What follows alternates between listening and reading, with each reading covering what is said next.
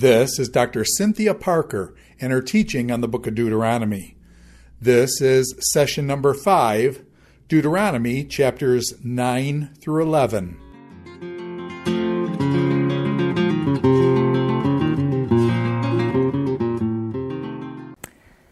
Okay, so in this lecture, we're going to do a little bit of math, a little bit of poetry. We're going to look at the calendar again and then talk about proper response. I know you're so excited. Math and poetry, who doesn't love, right? So we're doing chapters 9 through chapter 11, and I'm pulling things out of Deuteronomy that I think are going to be, they're consistent with the thought of Deuteronomy, but we are going to frame it in terms of math and poetry and calendar work because it makes it a little bit more interesting and fun. So we're going to start first with Deuteronomy chapter 9. So Deuteronomy chapter 9, this is going to be our math section. So part of what Deuteronomy is doing, which is something that we've already heard a little bit before, except now it's going to be a lot more explicit. There's a math equation that in this sermon, Moses tells the people, this math doesn't add up. So here is what the people are thinking. So I'm giving you the incorrect version formula, and then we're going to go and try to figure out what the correct formula actually is. So in this sermon, Moses is saying, my righteousness, or the righteousness of the people, plus the wickedness of the nations equals our victory when we go into the land. And that is when Moses says, this is not true at all. So I'm going to start reading Deuteronomy 9. The chapter begins with something that is already very familiar to us, Shema Israel. So hear, O Israel, you are crossing over the Jordan today to go in to dispossess nations greater and mightier than you, great cities fortified to heaven, people, gardens, houses. This is what you're going in. Now, be careful, because this formula is incorrect. So I'm going to skip down to verse 4. Do not say in your heart, when the Lord your God has driven them out before you, because of my righteousness, the Lord has brought me in to possess this land. But it is because of the wickedness of these nations that the Lord is dispossessing them before you. It is not for your righteousness or for the uprightness of your heart that you are going to possess their land. It is because of the wickedness of these nations that the Lord your God is giving them, or is driving them out before you, in order to confirm the oath which the Lord swore to your fathers, to Abraham, Isaac, and Jacob. Know then, it is not because of your righteousness. So we've heard this repeated, and you go, okay, yeah, okay, I get it. It's not because of us. And if that repetition that we've already heard 3 times isn't enough, Moses then goes into a big, long discourse of, oh, actually, yeah, remember at Horeb, when I was at Mount Sinai and I was up on top and I'm actually receiving the covenant. We're in process of becoming an official nation, and we're signing this contract with God, this marriage covenant with God. Remember that day? Yeah, remember when I did that and I came down and you were already worshiping the golden calf. So remember, it's not your righteousness that is allowing you to go in, right? So this math formula is incorrect, because if you rely on this math formula, then the euphoria, the victory, it leads to this imagined self-sufficiency. And this is going to be problematic, because when you go into the land, you'll end up thinking you are self-sufficient. And if you are self-sufficient, it's everything based on your deeds, your actions, and your strength and your ability. And so this math formula cannot be correct. It's the wickedness of the Canaanites doesn't actually prove that you are righteous, right? So even though Deuteronomy keeps saying, God is going to push the Canaanites out, God is going before you as the great warrior, but because they are wicked, it doesn't mean you are righteous just because you happen to be taking their place. So you're going into the land doesn't mean you're righteous. Right? So keep in mind your own history.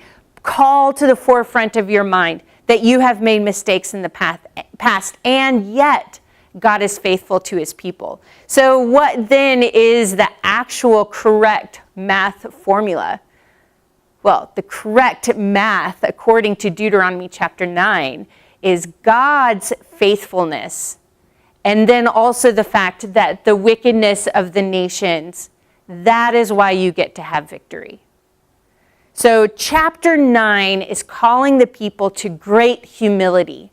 They may be going into the land. They are going to go and possess something that has great potential to be a thriving and wonderful place for God to dwell with his people, but it is not because they deserve it. Now, they might still get it as a gift, but God is also going to call his people to be responsible for the gift that he has given them.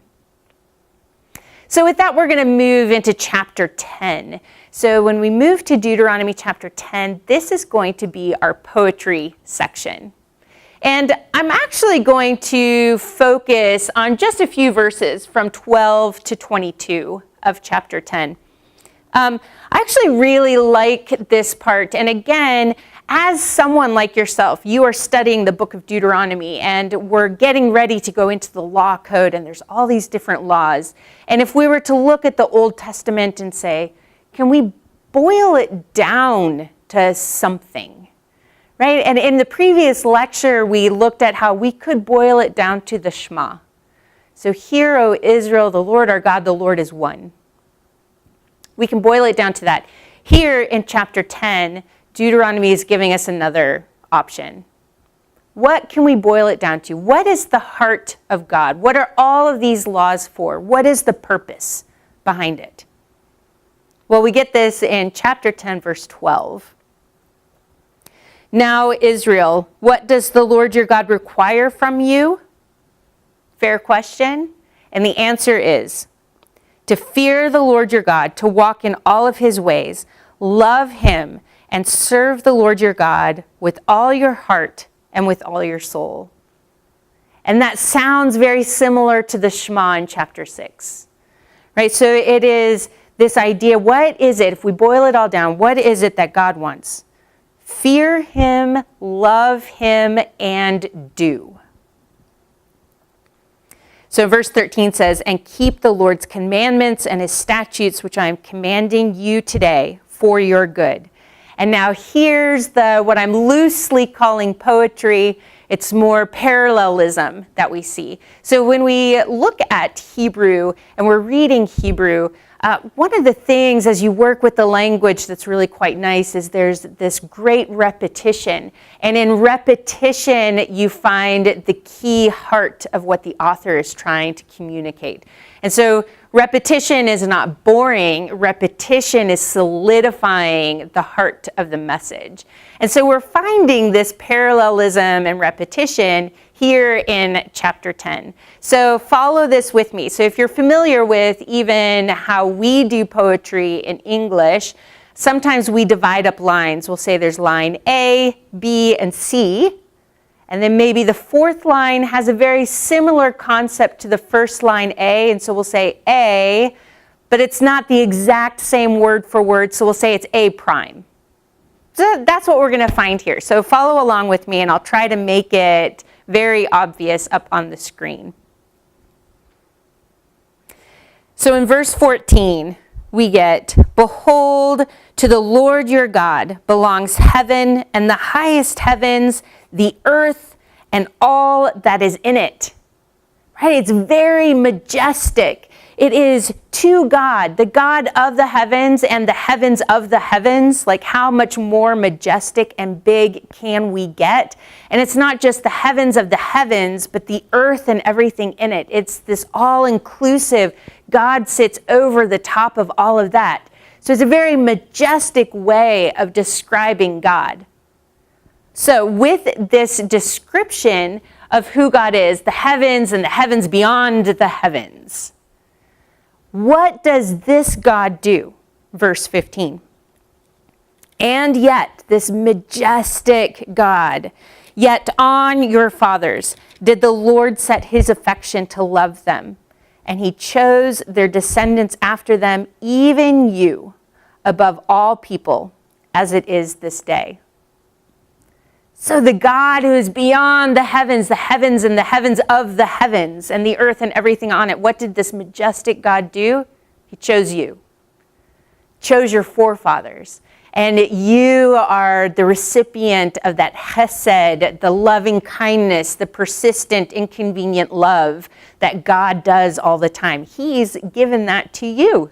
So he has put his affection on Israel. So what is the response? The response comes in verse 16. And so, because God has chosen Israel, circumcise your heart and stiffen your neck no longer. Right? So the circumcision, of course, has covenantal undertones to it. Circumcision is a mark of the covenant with God.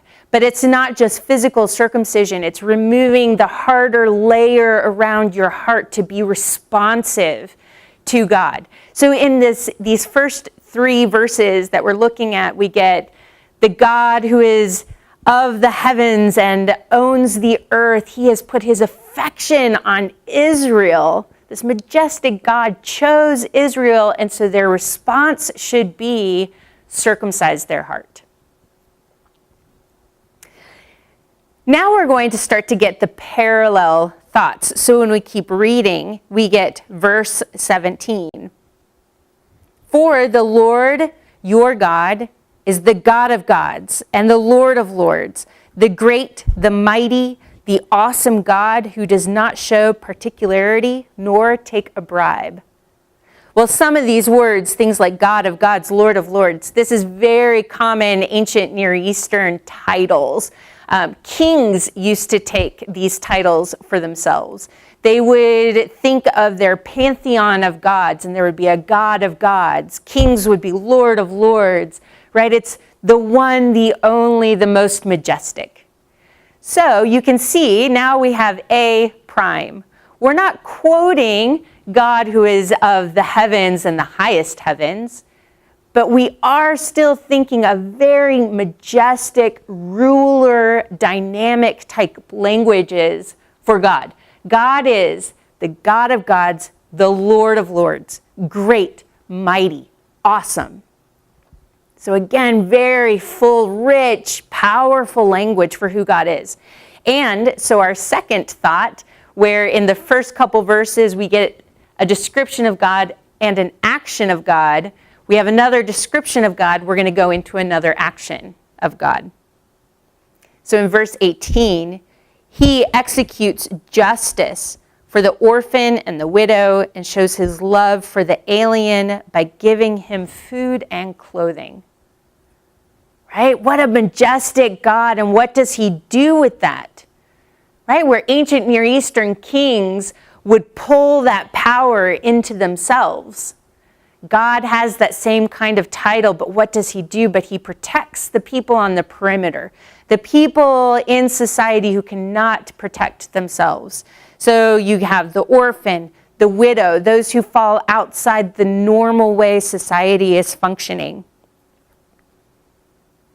The alien, the foreigner who is in your midst, giving him food and clothing, providing basic necessities. Right? So, if we're following the pattern from the earlier, we have a description of a very majestic God, an action, and now comes a response. We've had another description of God, very majestic, ruler, kingly titles, with his action, which is full of humility and care. And so what is your response to that?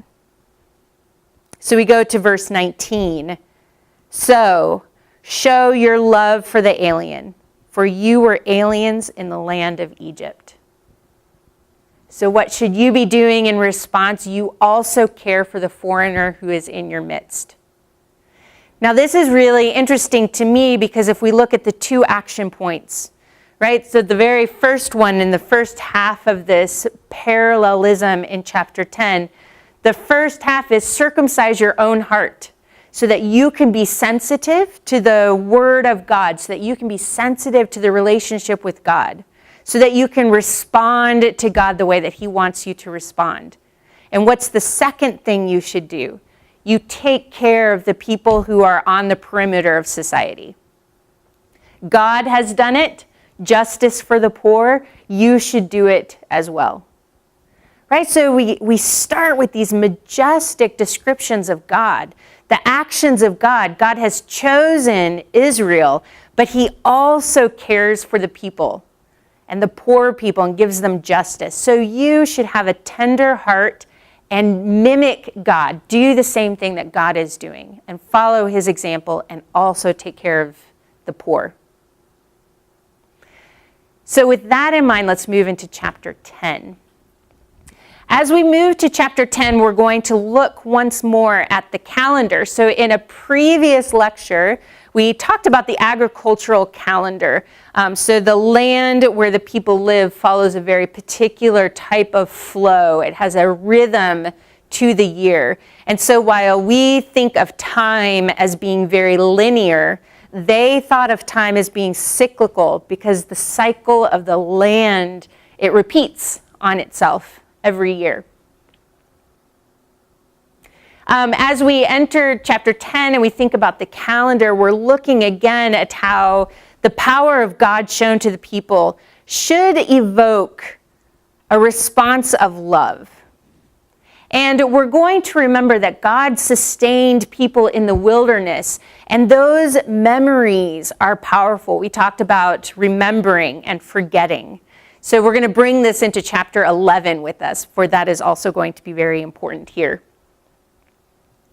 And in verses 8 and 9 in chapter 11, keep the commandments in order to conquer the land, in order to prolong your days in the land. These are all familiar to you now. You have started to hear some of these themes before.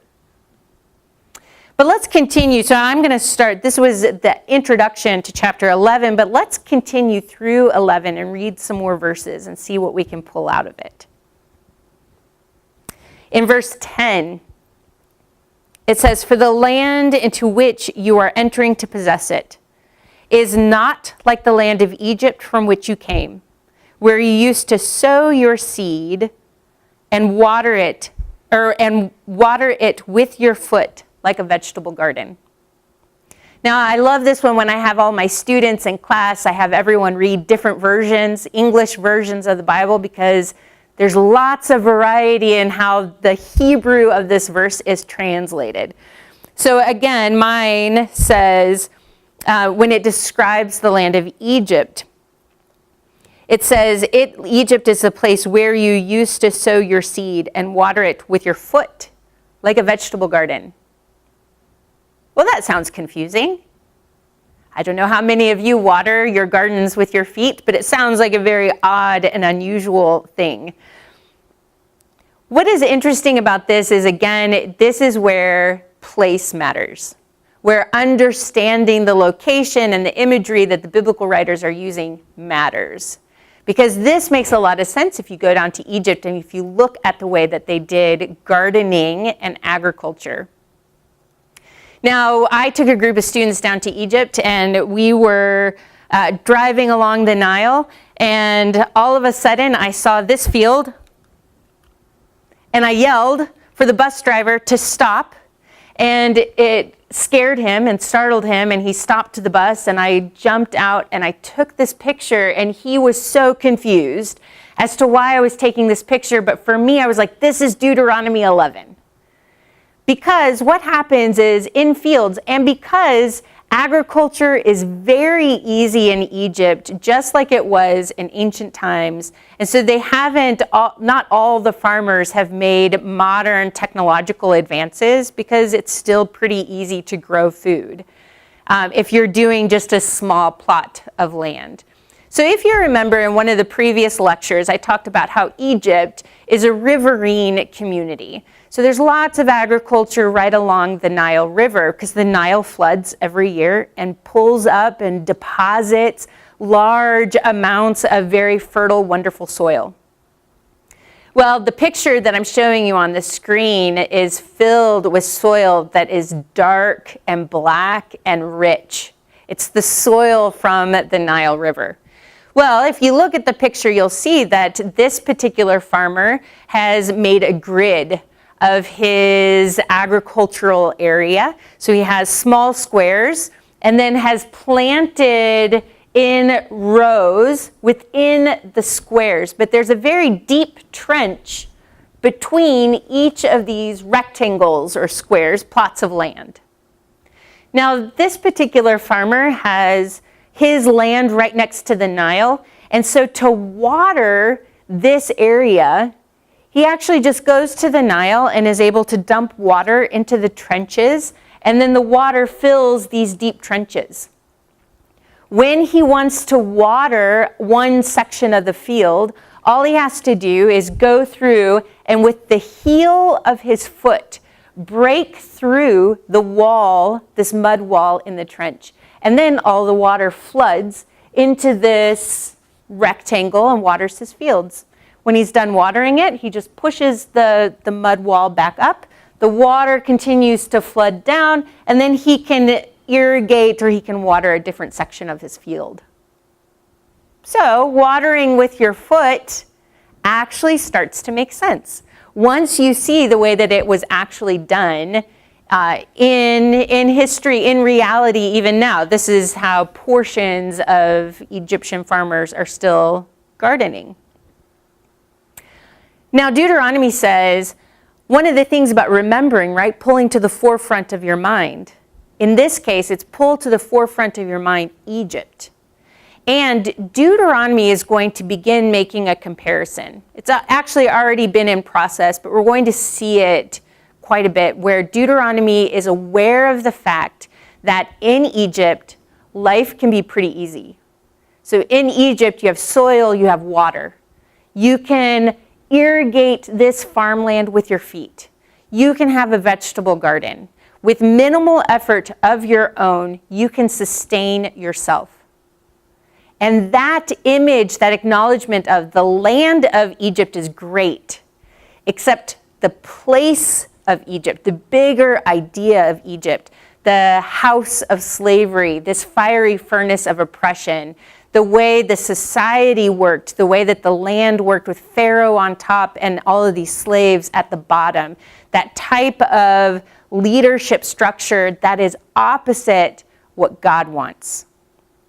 So there's going to be this Egypt held up as a place of comparison. So it might have been easy for you, for human effort, to make it produce.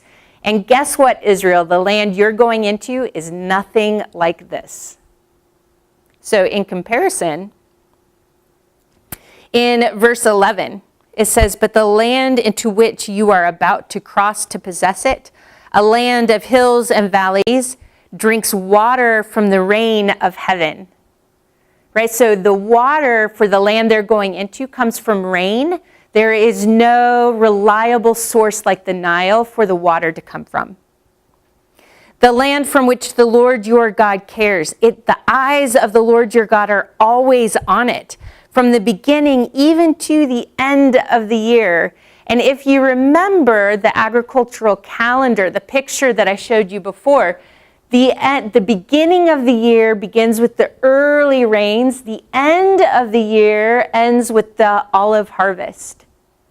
So we have from the beginning even to the end of the year, God's eyes are on it. In verse 13, it says, "It shall come about, if you listen obediently to my commandments, which I am commanding you today, to love the Lord your God and to serve him with all of your heart and all of your soul, that he will give the rain for your land in its seasons, the early rain and the late rain." The early rain that allows for the ground to soften so that farmers can go through and break up the ground, all the way to the latter rains, which are the last rains that will fall, that will push the rest of the agriculture into fruition. So that you can gather in your grain, your new wine, and your oil. Okay, we saw in Deuteronomy chapter 8 that the author is actually listing the very specific produce that comes out of the land in its agricultural cycle. So in verse 8, or in chapter 8, we saw barley, wheat, grapes, figs, pomegranates, and olives. Now we're going to see a trilogy. We can summarize all of these by saying wheat, the cereal crops of barley and wheat. So let's call all of that wheat, the cereal crops. We get the beginning of our summer fruits are with grapes in August, so we're going to call that wine. And the very end of our harvest, we have the olives, which are pressed into oil. So this wheat, wine, and oil is Deuteronomy's trilogy, which is its little shorthanded way of talking about and everything. Okay, so I'll repeat verse 14. So this is speaking of God. He will give the rain for your land in its seasons, the early and late rain, that you may gather in your grain, your new wine, and your oil. He will give grass in your fields for your cattle, and you will eat and be satisfied. So even the cattle are provided for by God. So what is the contrast? The contrast is Egypt is a very easy place for you to put forth your own effort and survive and count on yourself and say, my effort did this for me. The land the Israelites are going into is a good land with great potential, but this land relies on God. God provides the rain. God allows for the produce to come in every year. God gives the grass in the fields for the cattle. So it is demanding that as the people go into the land, they learn to rely on God the same way the land relies on God. Right? So their place matters. It's going to be a challenging place to be. But the land relies on God and God provides for it. The people need to be like the land and rely on God as well. So of course, this has to come with a warning. Beware that your hearts are not deceived and that you do not turn away and serve other gods and worship them. Right? We've heard this before too. It is the warning that when you go in and God provides everything that you need, don't turn around and then attribute all of that benefit to some other god, or do not rely on yourselves and your own effort. Now, the end of chapter 11 is quite interesting because we get a break from this sermon, and then Moses says, you know what, I'm giving you instructions. This is something that you need to do. Once more, we kind of pull back. We've been imagining what the land looks like and what's going to happen when we go in. We've made this really nice comparison between the easy life of Egypt, although the society is messed up and oppressive, to the difficult life the Israelites are going into, and yet it's going to reflect God. So we've done this Israel-Egypt comparison. We've casted a vision for what it could be like when people go into the land. And now once more, we pull back to Moses standing on the plains of Moab, talking to the Israelites and telling them, when you go into the land, you need to ratify this covenant. In other words, go into the land, and this covenant that you made with God at Mount Sinai, do it again this next generation, but do it inside the land. So part of the instructions, I'm going to show you another map. We get this little road map where Moses gives very specific directions. This is how you get to Mount Ebal and Mount Gerizim. So you go across the Jordan, west of the way of the sunset, so the sun setting in the west, so you head out west towards the sunset, in the land of the Canaanites, opposite Gilgal, beside the oak of Moreh. That is where you're going to find Ebal and Gerizim. So if we say Moses and the people are here, these instructions push us off in this direction. So I'm going to zoom in right to where Mount Ebal and Gerizim are located. So on this map, this is the Rift Valley. This white area here is the Rift Valley. Moses and the people would be just off the map, down off the bottom part of the map. I have 2 stars. This is Mount Gerizim here. This is Mount Ebal to the north. And this yellow line, if you can see this on the video, the line travels this way. This is the primary road in the hill country. It's not an international road. You're not going to find big caravans of Egyptian travelers going up and down this road. But for people who live in the hill country, this is a very significant north-south road.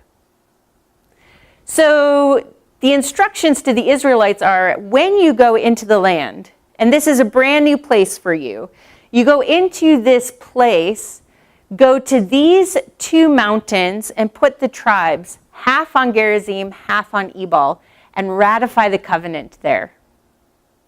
Well, let me show you a picture if we were to actually go and stand there in person. This would be us coming up from the Rift Valley, looking at Gerizim to the south and Ebal to the north. So put the people, half of them on this mountain, half on this mountain.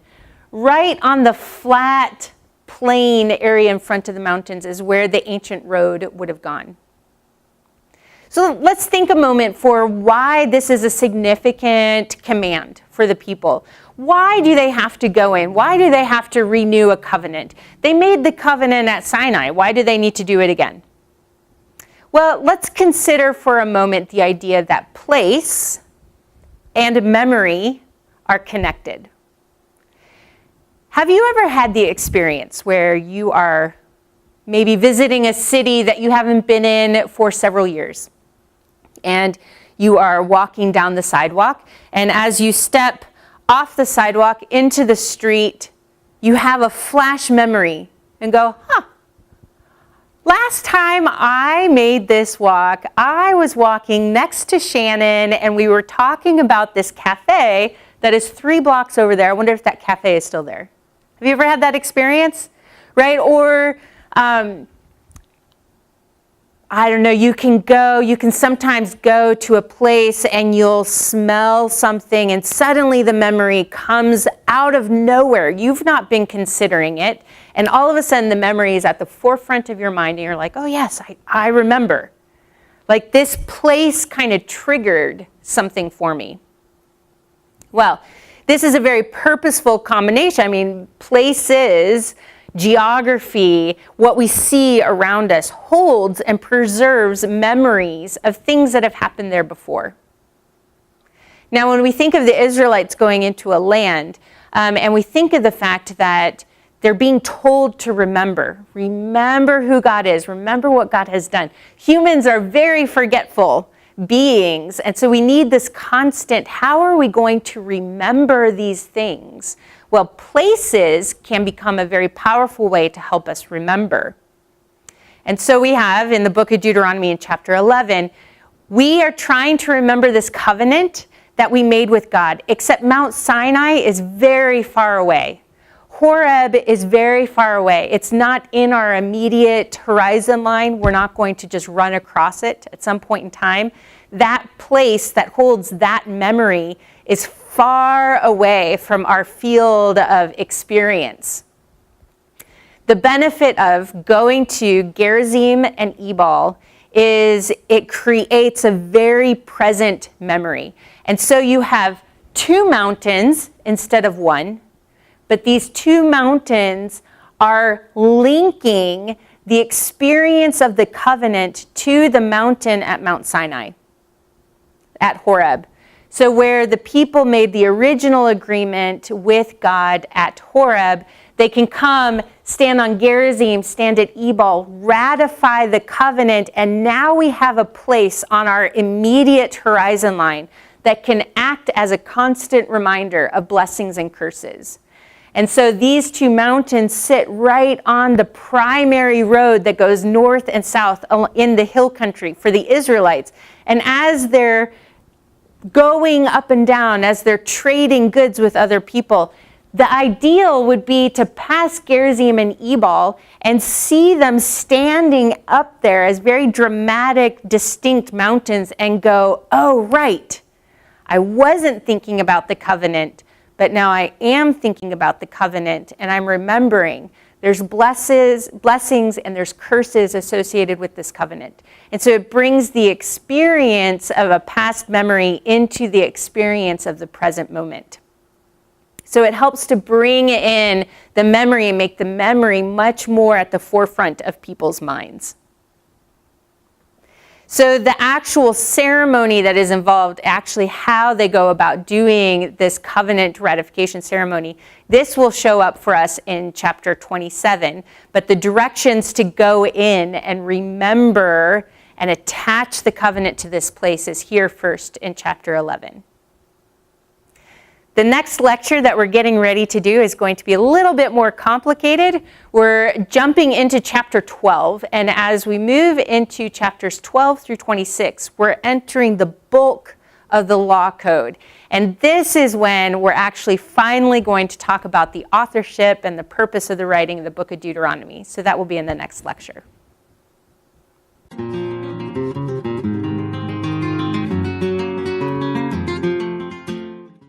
This is Dr. Cynthia Parker and her teaching on the book of Deuteronomy.